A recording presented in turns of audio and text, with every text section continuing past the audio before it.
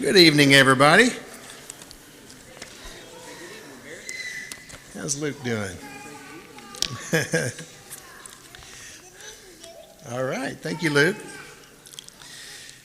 Gene Hackworth is in Tulsa St. Francis, room 5325, and is scheduled for surgery Friday to have a tumor removed from the lining of her brain. The doctor assured her it's not cancerous, expected she'll go home the day after the surgery. If you hadn't heard, she had a seizure yesterday, and so all this is part of figuring out what's going on there. So we'll be praying for her successful surgery and recovery. Melinda Cheris was released from the hospital today and is home. Sue Perry remains in Muskogee St. Francis, and she'll be moved later this week to skilled nursing. Kenneth Myers is in Forest Hills Care and Rehab. Mike Fontenot is scheduled for wrist surgery, and Mary Smith is going to have back surgery. April 7th and 21st will be our Fort Gibson Nursing Home worship. The 14th will be Teen Squad in Tahlequah. The 15th, Soul Sisters will meet at the McDaniels, and the 16th and 30th, the Card Riders will meet in the library at 10. The 16th, the Overhill Gang will be having an event, so be looking out for more information on that. The Soul Sisters are going to be hosting a taco fiesta for all the newcomers of the congregation, so if you can take part in that. If you fit the description of a newcomer, be sure and call RSVP to Janet there in the church office and let her know, so we'll know how many is going to be coming to that event. April 21st is Mission Sunday, and that's always good, so be getting ready for that. We always do really well on that day. It's always good to see how many people are on board with missions, and our church family here has always done really well, a great track record of giving towards missions, either a one-time contribution or every week or every month or every quarter, one time or whatever it is. That'll be the day that we hear more about missions and also take up a collection and the commitments for that. Our graduating seniors that are going to be honored, who are going to be honored on the 28th on Senior Blessing Night, are Kipton Christian, Kate Hopfer, Dakota Odell, Delaney Odell, Dane Perryman, Hallie Walker, and Cooper Wicks. So keep those names in mind so you can get those gift cards ready to go and the gifts and so forth for that night. Hope everybody can come out and support our graduating seniors on the 28th. On that night, there won't be any connect groups, and so hopefully everybody can make plans to be here that night for that very special time. Happy birthday to Macy Ellis, Alan Copeland, Krista Coombs, Gary Lee Dubson, John Burdine, Ted Maplethorpe, and Francis Wilkie. And happy anniversary to Luis and Rachel Cordova. Now, Kenny has some songs, and then after that, then we'll honor these in prayer. If you have any other prayer requests or anything, just hand them to me on a card, neatly written, and we'll honor those in a minute. Turn to number 535, please. The Glory Land Way. I'm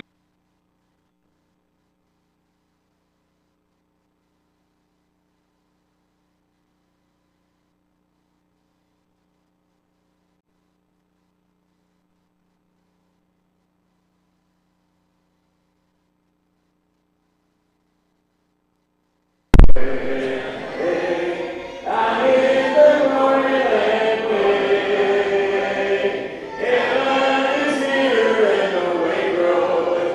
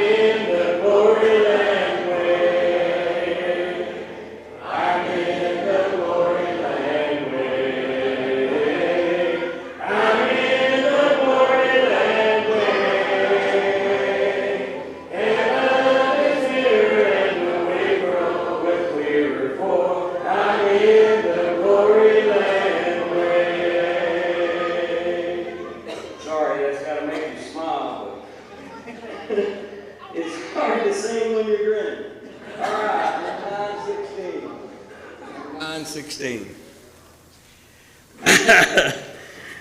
There is coming a day when the heartache shall come, then my legend is gone, no more tears in the eye, and a peace forevermore on the happy golden shore. What a day, glorious day that will be. Oh, what a day that will be. Oh, with my Jesus I shall see. When I look upon his face, the one who saved me by his grace, we will take me by the hand and lead me through the promised land. Oh, what a day, glorious day that will be. There'll be no sorrow there, no more burdens to bear, no more sickness or pain, no more parting over there, and forever I will be with the one who died for me. Oh, what a day, glorious day that will be. Oh, what a day that will be. Oh, in my Jesus I shall see. Oh, when I look upon his face, the one who saved me by his grace, when he takes me by the hand and leads me through the promised land. Oh, what a day, glorious day that will be. 'Cause what a day that will be. Oh, when my Jesus I shall see. Oh, when I look upon his face, the one who saved me by his grace, when he takes me by the hand and leads me through the promised land. Oh, what a day, glorious day that will be.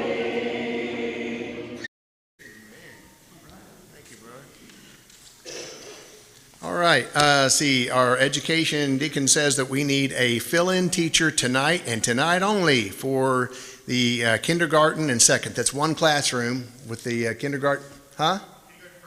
Yeah, kindergarten first. There's one teacher to teach both of those. So how many kids are in there? 800? Five. All right, no, it's a pretty small class then. All right, should be no problem. All right, so if you can help with that, see Dean, I guess that would be a good thing to do. All right, well, let's pray and then we'll go to Bible class. Dear God, you are awesome, and we just can't say it enough. We are just amazed by your glory, your kindness, your mercy, your grace. And we just thank you for walking with us through the hills and valleys of this life. And God, we just thank you for the opportunity that you give us as our Heavenly Father to be able to meet here as a church family, to fellowship with each other, to honor you, just to get to know each other better, just to be around each other, to give that smile, that word of encouragement, to be able to help one another as we live out our lives before you and before our community.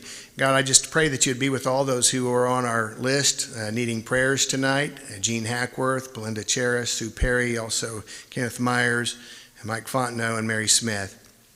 And God, I just thank you so much for the effort that the Bible class teachers have put into their work. God, I just pray that we would all be able to learn something tonight that would help us this week and beyond to be better tomorrow than yesterday and today. God, we just lift your name up this day. It's in your Son's name. Amen.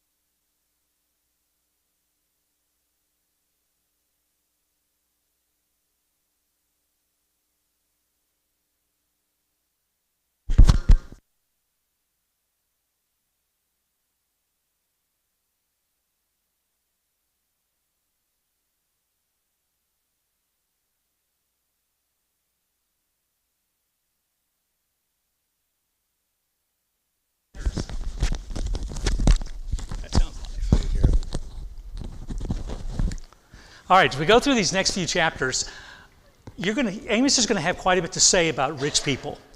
And I want to make one thing clear before we get into that and look at any of his comments.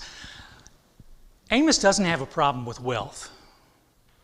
I don't think anything in the Bible has a problem with wealth just as it is, by itself. Amos' problem, and I think this is a problem throughout the Bible, is what you do with your wealth. More specifically, what you do with the power that wealth brings. That was definitely true in Amos' day, that the wealthy were the ones who had all the power in society. And to a great extent, it's true in our day too, isn't it? If you're wealthy, you can make things happen. I mean, look at the last election. Mark Zuckerberg, who owns Facebook, and has got, I have no idea how much money, but he's literally one of the wealthiest men in the world. He poured tons of money into election departments in certain states and certain counties. And from what I've read, his efforts swung votes in a lot of those places. May have helped swing the election in some of the states that he was active in. Wealth brings the ability to exercise power. What are you going to do with that power? If you use that power to help people, to lift people up who are suffering, well, that's fine. But if you use your wealth and your power for your own ends to serve yourself, now we got a problem. And if you go another step farther and use your wealth and power to abuse other people, which is what was going on in Amos' day, use your wealth and power to abuse people, then boy, we have a real big problem. So again, Amos is not down on wealth, but he is down on using wealth the wrong ways. All right, so he starts off saying, he's addressing the whole house of Israel. Verse 2, you only have I known. Some of your translations say chosen. Known is literal here. And in the Bible, when you know that word, yada, to know someone, it implies an intimate knowledge. It's sometimes even used of sexual relations. In Genesis, Adam knew Eve and she gave birth to a son. So when you know someone, there's intimate, close knowledge of that person, and it's something that kings would brag about. Hammurabi once wrote this about himself. He described himself as the illustrious prince whose prayers Adad, his god, Adad recognized or knew. So he was bragging that Adad knew him. Now, in this case, when God talks about knowing Israel, I think there's a hint of regret and sorrow here. You're the only ones I have really known and cared about. You're the only ones I've chosen and cared for as my own. And yet, the and yet is unspoken, but it's coming. You're the only ones I've known. Now, let's look at the next word, therefore. Now, think about this for a minute. I told you before that the Israelites, the northern kingdom, had turned God into their national God, a divine mascot, as it were. They belonged to him, but he belonged to them as well. And all he was allowed to do was fight for them and bless them. Now, when he quotes God saying, you're the only ones I've known, you're the ones I've chosen, would they have agreed with him? Sure. That's what made them special in their own eyes. So when he says, you're the only ones I've chosen, therefore, what do you think they expect to hear next? Pardon? A blessing. Because that's what as far as they're concerned, that's what he's been doing, that's what he is doing, and that's all he's allowed to do. But look what Amos says. Therefore, I will punish you. Now, more about the reaction in a moment. But what Amos is telling us is that when you have a relationship with God, it brings responsibilities. It goes both ways. If you expect God to bless you, then there are certain things that you need to be doing as well. I'm not going to ask for a show of hands because it might be a little embarrassing, but how many of y'all have ever been in a one-sided relationship? Whenever there were compromises to be made, you compromised. In other words, you gave in every time. Whenever there was a difference of opinion, a disagreement of any sort, the other person always got their way. Been in a relationship like that? Folks, that's the Israelites' relationship with God. the northern kingdom. That's what they're doing to God. Everything is one-sided. I mean, they celebrate the feast. They offer sacrifices. They offer prayers. They have a real good time. Amos will talk about this later. They have a real good time going to church and going through the motions. They've gotten real good at practicing religion. But when it comes down to actually doing something for God or letting their religion change their lives in any way, it ain't happening. But they still expect God to bless them. You see the one-sided nature of that. And it's not how it works with God. Relationship with Him brings responsibility. And even more so, when He talks about, you're the only ones that I have known, He's indicating that the flip side is also true. You have known me, or you should have known me. You should have known what I was like. You should have known what I expected from you. You should be wanting to do my will. In some ways, their sins are worse because of the relationship they claim to have with God. They should have known better, but they don't. And then Amos says, I will punish you for your iniquities. He literally says there that I will visit you for your iniquities. Think about God visiting you. That sounds like something positive, doesn't it? Or at least you'd hope it'd be positive. But in this case, because of the relationship that exists, when God comes to visit them, it's not going to be fun.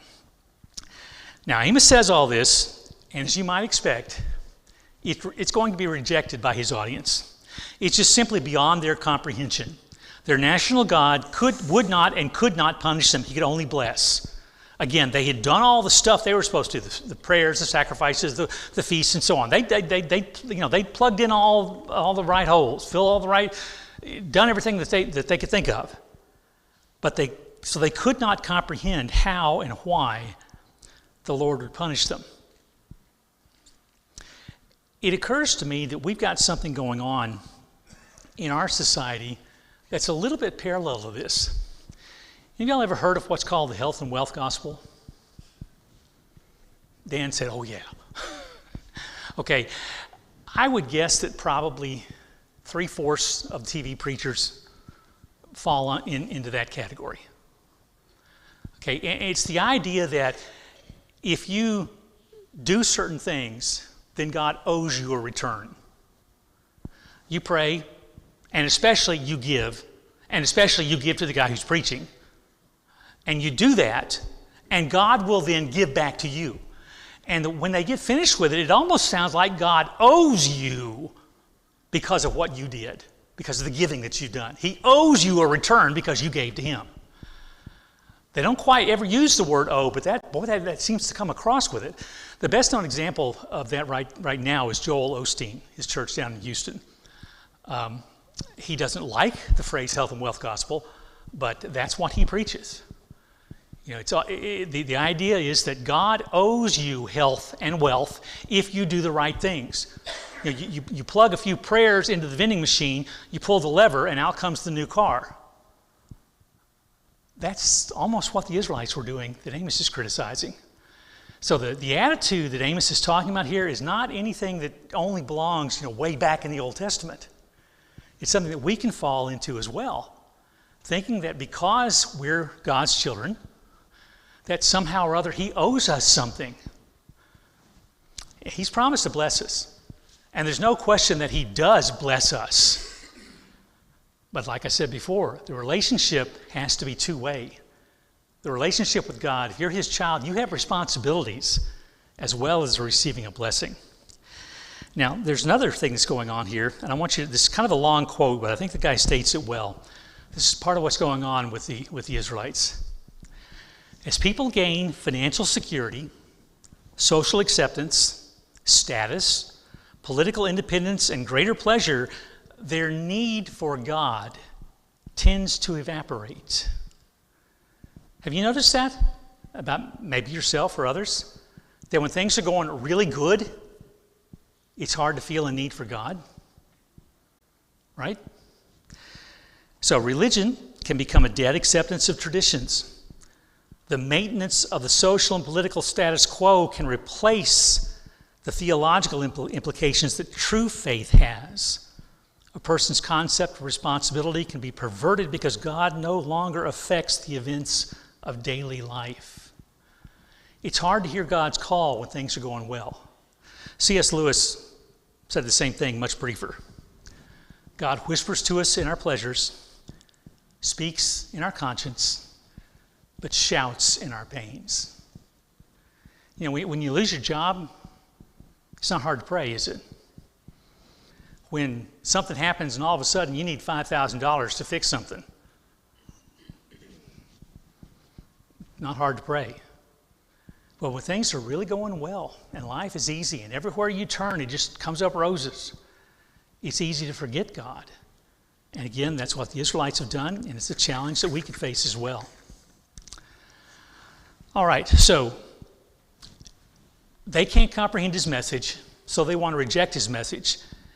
The next thing Amos then does, starting in verse 3, is explain why they should accept that his message is true and from God. And he uses the idea of cause and effect. Everything in verses 3 through 6, he's describing cause and effect in the natural world. Now, he puts the effect before the cause, but it's what we would call a cause and effect relationship. Two people wind up on the same, they're out in the boonies and they wind up on the same little road at the same time. Does that happen by accident? No. You have to arrange to do something like that. A lion roars only when he has his prey, not any other time. So if you hear a lion roar, he's got his prey. A young lion will growl contentedly in his den after he's filled himself with the kill he took. A bird doesn't fall into a snare unless there's bait for it. In verse 5, where it talks about where there's no trap for it, that probably should be translated bait. A bird is not going to fly and get trapped by a snare unless you bait it. Now, look at the next one. If a trumpet's blown in a city, are the people not afraid? Yeah. See, back in that day, there weren't any telescopes or binoculars or satellites or airplanes or anything like that. The only sign that you had that an enemy was invading is when the watchman saw them. Now, how close have they got to be before someone can see them from the city wall? A mile or so? In other words, they're almost at your door before the alarm rings. So when the watchman sounds the alarm, everybody panics because it means the enemy is at the gates. The only thing I can think of close in our age is tornado alarms or tornado sirens. You know, we spent half of Monday under a tornado watch. Started at noon, supposed to last till 9, then they extended it till midnight. How many of y'all went down in your shelters? You don't, do you, for a watch? At most, that means, check the radar a little more often. Maybe keep the TV on in the background just in case the weatherman comes on special, ventilate, then you know something's going on. But you don't get upset about a watch. But if the siren goes off, what do? You find the shelter. I mean, if you've got one at your place, you get inside it. Otherwise, you go to that room on the inside that doesn't have any windows to, get as protected as you can. You take steps when you hear the siren, because the siren doesn't sound unless someone has seen a funnel cloud. It's not just that we've got conditions that could produce one there, rotating clouds and all that weatherman talk. Someone has physically seen a funnel cloud in your area. That's when they sound the alarm. So if Amos is writing to us, he might say, does the tornado siren go off without people getting afraid? And then look at what he says. Does disaster come to a city unless the Lord has done it? Now, they would automatically say no. They believe that the only way you would suffer that kind of calamity is if a God or a God was behind it. So he's just taken all these things that happen in nature, happen in their lives, that they would all kind of understand and agree with. Now he's going to drive home a little bit. Verses 7 and 8, cause and effect in the spiritual world. The Lord does nothing without revealing his secret to his servant the prophets. That ties back to the disaster coming to a city. Disaster doesn't come to a city unless the Lord has done it. And he never does that kind of thing without telling his prophets first. You remember when destruction was going to come upon Nineveh, what did God do first? Sent Jonah to warn them. Okay? So that's the paradigm here. God does things, but only after he sent a prophet with a warning. Well, verse 8, the lion has roared. The lion being God. The lion roars only when his prey is in sight. So if a lion is roaring, it's time to be afraid. Because that is the Lord speaking. And when the Lord speaks, whether it's with a lion's roar or in any other way, if you're a prophet, your only choice is to start prophesying. You can't not prophesy. So the only proper response to what Amos has told them should be fear leading to repentance. Instead, they're rejecting the message because it doesn't fit their paradigm of what God's supposed to act like. So now Amos gets to the heart of his warning. In Hebrew legal system, you could not establish a charge against someone unless you had two witnesses. Those witnesses needed to be independent of each other, and they needed to tell the same story. Well, God has made a charge against, or is making a charge against Israel through Amos. And now they're going to call witnesses because you have to have two witnesses. Now look at who he summons. Ashdod and the land of Egypt. Okay, Egypt we understand. Ashdod is one of the 5 cities of the Philistines. I can't tell you it was chief among the 5. It was just one of the 5 leading cities of the Philistines. Okay? So God is calling as witnesses the Philistines and the Egyptians. Now, how is that going to go over with the Israelites? Okay, Dan says it'd be like calling the Red Chinese and the Russians to be witnesses against us. Yeah, pretty much. Or maybe if you don't like those two, maybe put Iran in for one of them. You know, the Egypt is the land that enslaved the Israelites for 400 years, that fought their release tooth and nail until God basically made it impossible for them not to release the Israelites. And then tried to, after they released them, tried to go, sent the army out to try to bring them back. And Egypt has meddled in Israelite affairs periodically since then. So the Israelites don't like the Egyptians. Now the Philistines, not quite as bad, but they don't like them very much either. Because starting with the Exodus, the Philistines have been the enemies of Israel. And all throughout the days of the Judges, all throughout the days of Saul, David, and on now again in the time of the divided kingdom, the Philistines were causing problems. It's just like every time you turn around, every generation, the Philistines come up with a way to irritate the Israelites. They attack a town, they conquer a territory, they're constantly having to squabble with the Philistines. So these are two peoples they don't like very much. And God calls them to be witnesses. And he says, I want you to take a look at Israel. I want you to take a look at Israel. Verse 9, assemble yourselves on the mountains of Samaria and see the great tumults within her. That's literally see the panics, plural. See the panics within her. The elite of Israel are living well. And as far as they are concerned, everything is smooth as glass. Everything is going just the way it ought to be, because it is for them. But underneath, there's turmoil. There are people being sold into debt slavery for a debt that amounts to the equivalent of $50 in our day. There's people going hungry. There's people that don't have homes. There are people that are on the verge of starvation. And the elite are just floating above it all and don't care. Don't take notice. But God calls the witnesses to see the great panic. The people underneath the elite level are in a panic because they don't know how they're going to survive. And he says, take a look at the oppressed in their midst. And the point here is that even these pagans who don't know God, who haven't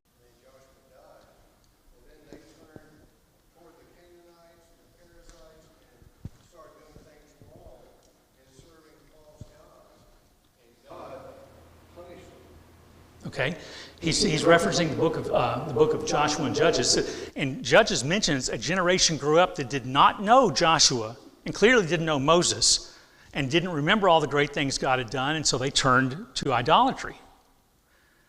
Anything else just remind you of? Forgive them, they don't know what they do. Okay. Makes me think of Genesis before the flood. How does God describe the world when he's preparing to send the flood?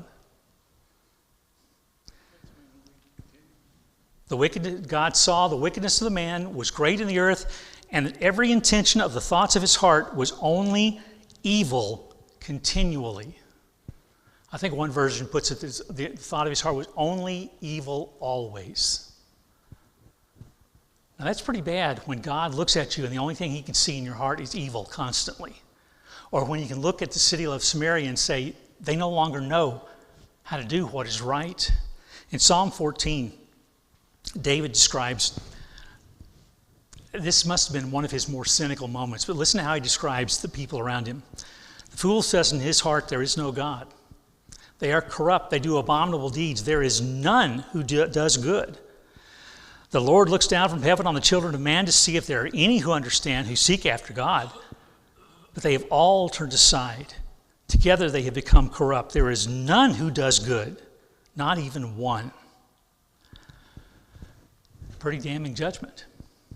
Also makes me think of Romans chapter 1, where Paul is describing the condition of man who has turned away from God, the Creator, to worship created things. And he goes on to describe in some detail the depravity that man descends to, but there's a phrase that Paul repeats in there that's frightening. God gave them up. In other words, evil can reach a point where God basically says, okay, and steps back and lets people run whatever it is they're determined to do.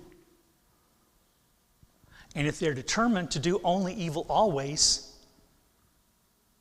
he'll allow it. You can get so far from God that he quits trying because you're not going to come back. That's a scary thought.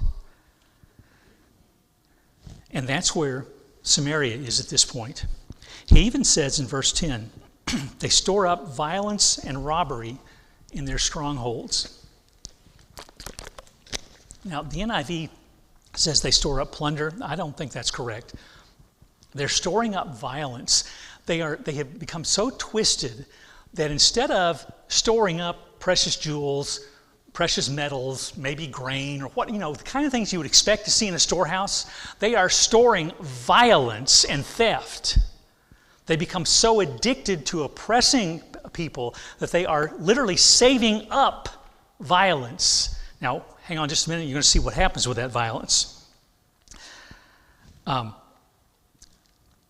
right, so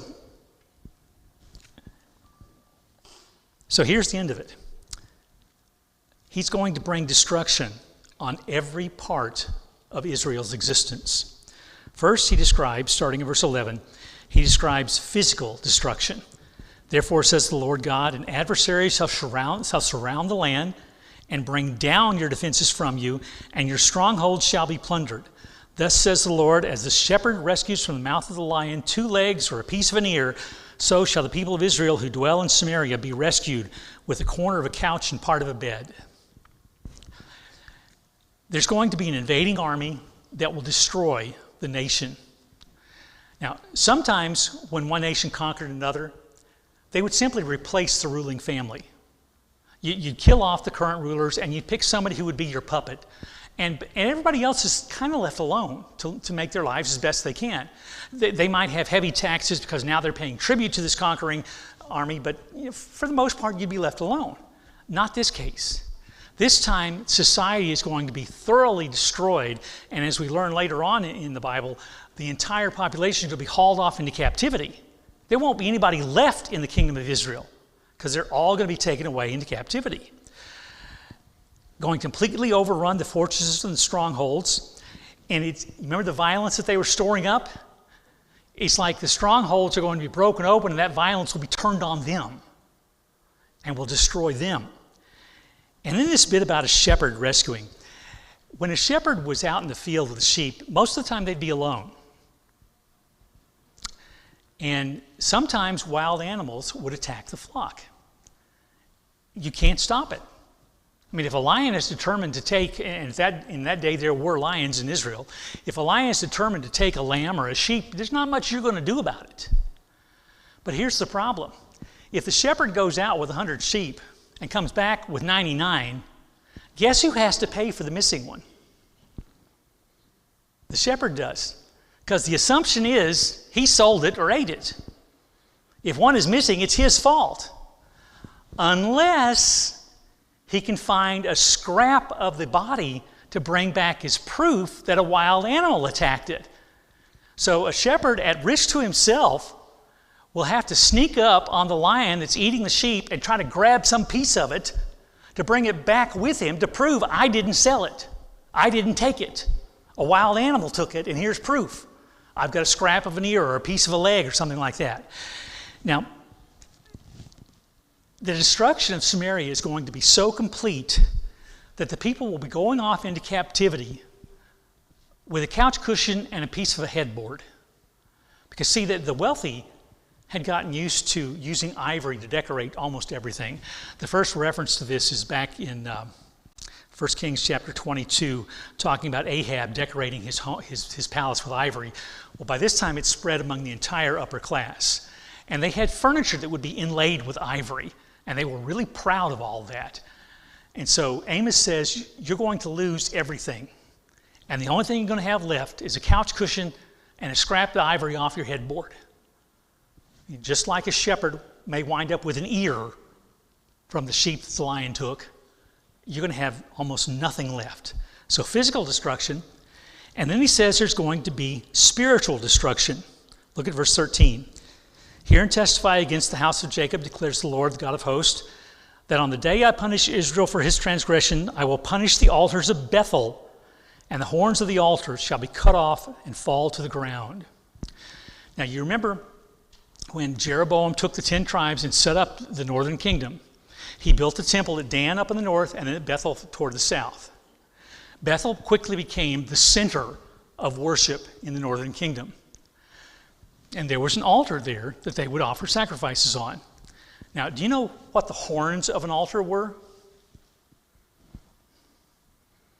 Think about a bunch of big stones laid to make a raised flat surface. That's the altar.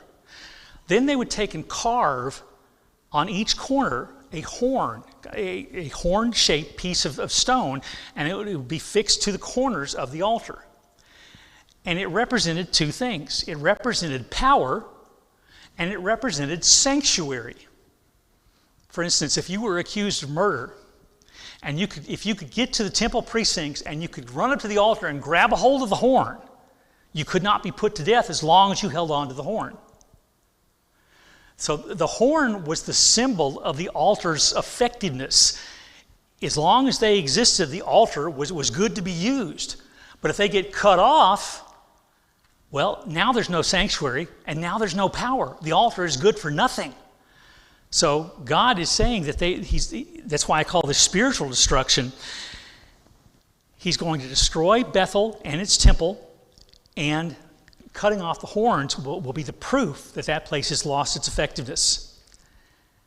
And then the third part of the destruction is what I would call social destruction. I will strike the winter house along with the summer house, and the houses of ivory shall perish. The great houses shall come to an end, declares the Lord. The houses, or maybe you might even want to translate that mansions, are the homes of the wealthy in and around Samaria. Now, Samaria was built up on a hill, okay, which meant that during the summer, it was a comfortable place to be. The temperatures would be quite a bit lower up in Samaria than they would be down the valley. But in the winter, what's it going to be like being up on the hill? It's going to be cold. So what they did, they would have second homes down in the valley where it was warmer. So you have people living on the streets with nowhere to go. And then you've got a class that's got multiple homes. Even more so, these homes, look at what he says, the houses of ivory shall perish, homes decorated with ivory inlay. Now, best we can tell, there were no craftsmen in Israel that worked ivory. So where were they getting it? Okay, it comes from elephant tusk, but there were elephants in Syria at that point, at that time. So some of it could have come from Africa, but some of it could have come from closer. But the bottom line is they had to trade for it. These are luxury products that you had to get from another nation, which kind of by definition makes them expensive, doesn't it? Right? And they weren't just getting, one or two items to decorate. They were plastering the walls of their home with it, decorating the furniture with it, carved ivory. And again, there are people living on the streets, no home, no food.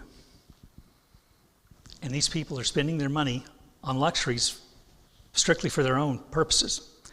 And whether you see next chapter, it's not just spending it for themselves. Wait till you see how they're obtaining their wealth. The great houses shall come to an end. Now, there's one more thing that's going on here that I want you to notice. In Hebrew, the word bayit means house. But when you put together with the word El, which is the standard word for God, you come up with Beit El, Bethel, when you put that into English. So he's talking about destroying all the houses, and included in that is the ultimate house, the house of God. All of it will be destroyed.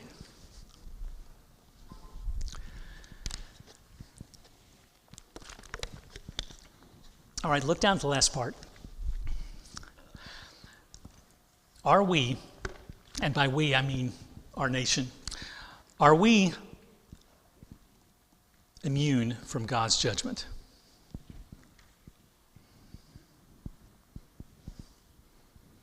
Okay, Dan says no. Mark is shaking his head no. Nobody disagrees? Mark? There are a lot of times as you read the Bible, there's different times where they're serving God. Then there's times where they turn away and they start serving the Baals and the Asherah and false idols, and God gets angry and punishes them until they turn around. Okay. And we can face the same thing because in our life, when we pass from this life, there's only going to be heaven or hell. And so the only thing that matters to us should be heaven. Because if you read about hell, like the rich man who's down there, he's one Lazarus who comes with one drop of water on his tongue. What good is that going to do? Okay. Okay, Mark is making the point that the idea of judgment is pretty consistent throughout the Bible. It's a real thing. So, obviously, we could be subject to it, right? Do we as a nation act that way? You read Psalm 139, verse 16, God said he saw your unformed substance, and in his book he wrote all the days. So we all have a day where we're going to leave this earth. Mm-hmm. Second Peter 3, God's going to burn the earth up at some point. And so the whole key is, are you going to go to heaven or hell? Okay. That's all that matters. All right, so again, judgment's a reality, but do we, as a nation, act like judgment is a reality? Nathaniel, you're shaking your head no. No, I don't think we do. How come? As a nation, Mm-hmm. there's just too much duality. Okay, what do you mean? He says there's too much duality. What do you mean by that? I feel like, as a nation, some choose to follow God and some choose to definitely go against that. I mean, we can look at that as in any form we want to. But Okay. I have a feeling that for a lot of people in the United States, their spiritual and intellectual position is pretty much the same as that of the people that Amos was talking to. Our country is unique.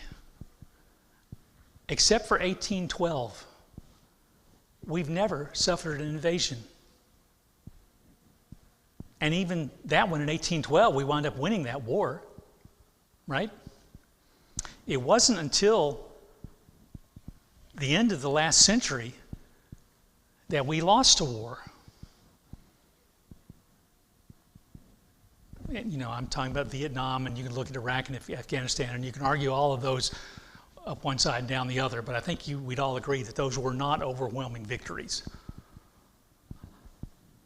We've been tremendously blessed as a nation, to the point where I think we take our status for granted.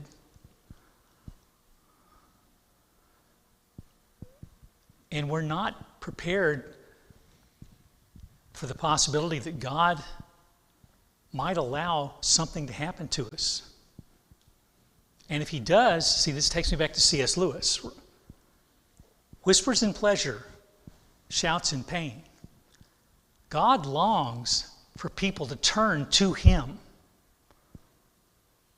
His desire is for all men to be saved and come to a knowledge of the truth.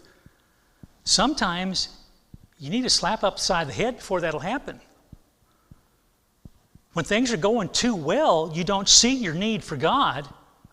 You can forget God, and you need a slap upside the head to wake you up to the need that's been there all along. You just weren't aware of it. What if God decides that as a nation we need a slap upside the head? The world at large, I mean, not everybody in the world likes the United States. There are nations that actively seek to do us harm. And there are organizations, not necessarily nations.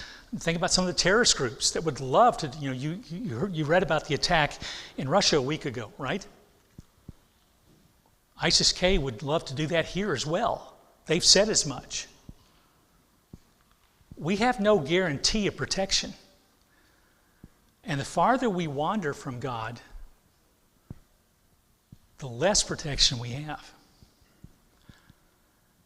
And it just, I don't know, maybe I'm getting older and I'm getting cynical or something, I don't know. But it seems like that there is more and more a concerted effort to drive Christianity out of public life. You saw what happened last Sunday, right? Now, I've read all the explanations that the Transgender Day of Visibility was set up 15 years ago on March 31st. It's just a coincidence that it happened to be Easter. It wasn't a coincidence that our government chose to recognize it and publicly proclaim it a day of remembrance. They could have celebrated Easter and then chose to recognize the Transgender Visibility Day on Monday, or could have just ignored it and celebrated Easter. There was a choice made, a choice that put Christians and Christianity at the bottom of the list. There are pro-life protesters, and I put that in quotes because what they did was sit on a sidewalk and pray, and they're about to go to jail for years. They have been convicted, and sentence will be passed in the next week or so. Things are happening, like I said, that seem to be trying to push Christianity out of the public sphere.